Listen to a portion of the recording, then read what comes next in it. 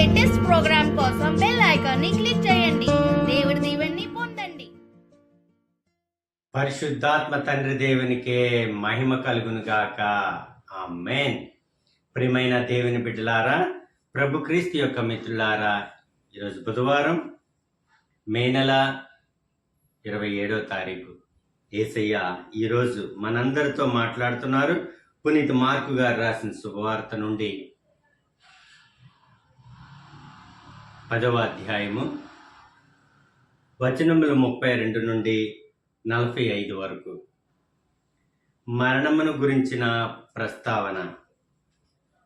అంతటా వారు యెరూషలేమునకు పయనము కాగా యేసు అందరికంటే ముందుగా సాగిపోవచ్చుండెను. అందుచేత వారిని వెంబడించుచున్న శిష్యులు ఆశ్చర్యపడిరి, ప్రజలు భయపడిరి. యేసు 12 శిష్యులను తన వద్దకు పిలిచి తనకు రానున్న సంఘటనలను గూర్చి వివరింపసాగెను. ఇదిగో, మనము యెరూషలేము వెళ్ళుచున్నాము. మనుష్య కుమారుడు ప్రధానార్చకుల ధర్మశాస్త్ర బోధకుల చేతులకు అప్పగింపబడును.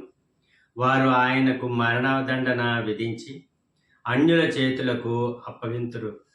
వారు ఆయనను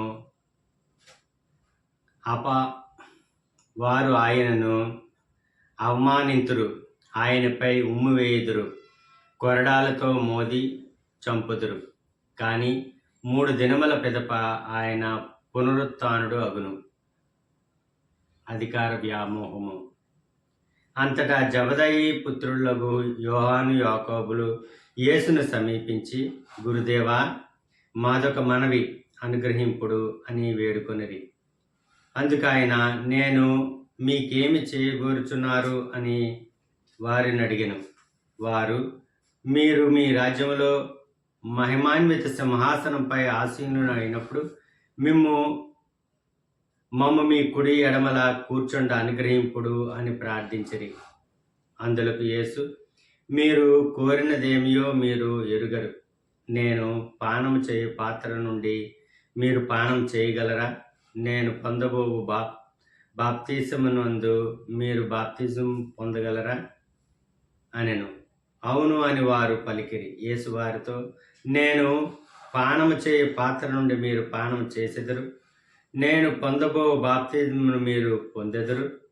కానీ నా కుడి ఎడమల మేము కూర్చుండబెట్టినది నేను కాదు, నా తండ్రి ఏర్పరిచిన వారికే అది లభించును అని పలికెను.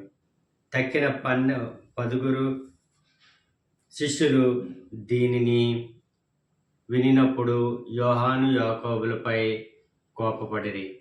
యేసు శిష్యులను కూడబిలిచి వారితో ఇట్లనెను, అన్యజాతి ప్రజలలో పాలకులు, పాలితులు నిరంకుశముగా పరిపాలించుచున్నారు.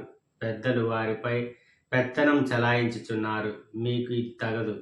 మీలో ఎవడైనా గొప్పవాడు కాదల్చిన అతడు మీకు పరిచారకుడై ఉండవలెను. మీలో ఎవడైనా ప్రముఖుడుగా ఉండదలిచిన అతడు మీకు బానిసై ఉండవలెను. ఎలైనా మనిషి కుమారుడు సేవించుటకే గాని సేవింపబడుటకు రాలేదు. ఆయన అనేకుల ప్రతిగా విమోచన క్రయధనముగా తన ప్రాణమును దారబోయుటకు వచ్చెను. ఇది ప్రభు అయిన క్రీస్తుని యొక్క వాక్కు. క్రీస్తు ప్రభువా, మీకు స్తుతి మహిమ కలుగునుగాక. ఆమేన్. తండ్రి వందనం, యేసయ్య వందనం, పరిశుద్ధాత్మ ప్రభువా వందనం. Praise the Lord. హల్లెలూయా. ప్రియ దేవుని బిడ్డలారా, ఈరోజు యేసయ్య మనందరికీ కూడా 2 విషయాలను తెలియజేస్తున్నారు. తన మరణమును గురించి ప్రస్తావన మరియు అధికార వ్యామోహాలు మనకు ఉండకూడదు అనే విషయాన్ని మనకు ఈరోజు తెలియజేస్తున్నారు. తన మరణము కోసము యేసయ్య ముందుగానే తన శిష్యులకు చెబుతున్నారు, ఇదిగో మనము ఇప్పుడు యెరూషలేము వెళ్తున్నాము. అక్కడ ప్రధానార్చకులు, ధర్మశాస్త్ర బోధకులు చేసి మనిషి కుమారుడు అప్పగించబడతాడు. వాళ్ళకి నచ్చినట్టు తీర్పులు ఇచ్చుకొని వాళ్ళకి నచ్చినట్టుగా ఈ మనిషి కుమారుడిని హింసిస్తారు, చంపుతారు, కొరడాలతో కొడతారు, ఉమ్ము వస్తారు, అవమానపరుస్తారు, చివరికి చంపేస్తారు కూడా. చంపిన తర్వాత 3వ రోజు మరలా మనిషి కుమారుడు లేవడం, తథ్యం లేస్తాడని యేసయ్య తన మరణ పునరుత్థానము కోసము ముందుగానే శిష్యులకు తెలియజేస్తున్నారు. అదే ఈరోజు మొట్టమొదట విషయం ఇది, మరణం గురించి ప్రస్తావన.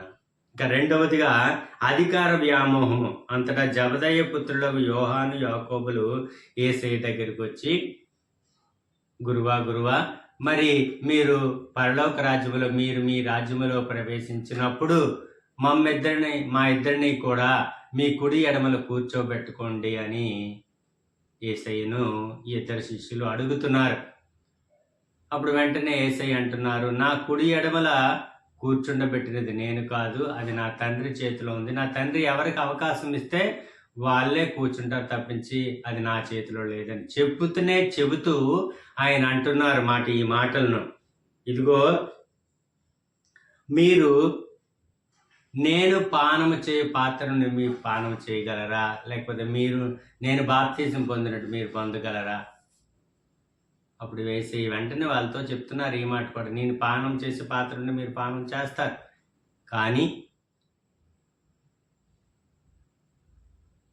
నాలా మీరు జ్ఞానస్థానం తీసుకుంటారు, కానీ అసలైనది నా కుడి ఎడమలు కూర్చుండబెట్టుకునే అధికారం మాత్రం నాకు లేదు. అది నా తండ్రి ఎవరికైతే ఏర్పాటు చేస్తారో, ఎవరికైతే అవకాశం ఇస్తారో వారికి ఆ గొప్ప అదృష్టం దొరుకుతుందని యేసయ్య మరొకసారి మనకు తెలియజేస్తున్నారు ఈ యొక్క వాక్యాల ద్వారా. అంతేకాకుండా యేసయ్య చెప్పిన మాట, మీరు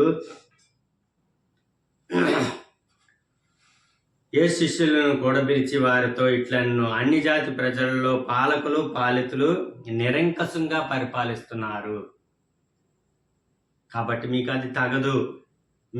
ఇది తగదు. మీలో ఎవడైనా గొప్పవాడు కావాలనుకుంటే అతడు మీకు పరిచారకుడై ఉండాలి. మీలో ఎవడైనా ప్రముఖుడు కావాలనుకుంటే అతడు మీకు బానిసై ఉండాలి, బానిసలాగా మీకు సేవ చేయాలి అని చెప్తున్నారు. ఎలైనా మనిషి కుమారుడు సేవించుటకే గాని సేవింపబడుటకు రాలేదని యేసయ్య మనందరికీ కూడా మరొకసారి తెలియజేస్తున్నారు మిత్రులారా. కాబట్టి ఈ రెండు విషయాలను కూడా, అధికార వ్యామోహం మనకు ఉండకూడదని, తన మరణ పునరుత్థాలు ఏ విధంగా ఉంటాయి అనేది విషయాన్ని గురించి ఈరోజు మనకు తెలియజేస్తున్నారు. కాబట్టి ఈ రెండు కూడా మనం ధ్యానించుకుంటూ ప్రభు చేయి పట్టుకొని మనందరం కూడా ఆయన నీడలో, ఆయన యొక్క ప్రత్యక్షతలో, ఆయన యొక్క మార్గములో ఆయనతో మనము నడుచుకుంటూ మన జీవితాన్ని కొనసాగించుకుందాం. పరిశుద్ధాత్మ దేవుడు మనకు తోడై ఉండును గాక. ఆమేన్. తండ్రి, కుమార, పరిశుద్ధాత్మ దేవ, యేసయ్య, ఈ దినం ఈ వాక్య పరిచర్య విన్న ప్రతి ఒక్కరిలో మీ పరిశుద్ధాత్మను నింపండి తండ్రి. ఈ రోజుల్లో ప్రభువా మాకు ఆరోగ్యాన్ని ప్రసాదించండి. వాక్య పరిచర్యను ప్రతి ఒక్కరికి కూడా అనారోగ్యాన్ని గొప్ప స్వస్థతను ఇవ్వండి తండ్రి. ఆయుష్ని, ఆరోగ్యాన్ని ఇవ్వండి తండ్రి. బలాన్ని, శక్తిని ఇవ్వండి తండ్రి. మీ సేవలో మమ్మల్ని నడిపించండి ప్రభు. ఈ వాక్య పరిచర్యను విన్న ప్రతి ఒక్కరిలో కూడా మీ పరిశుద్ధాత్మను నింపమని ఈ మనవులన్నీ మా నాథుడు మీకేక కుమారుడైన నజరుడైన యేసు నామములో ఫలింపచేయమని బ్రతిమాలుతున్నాం తండ్రి. ఆమేన్, ఆమేన్, ఆమేన్. God bless you.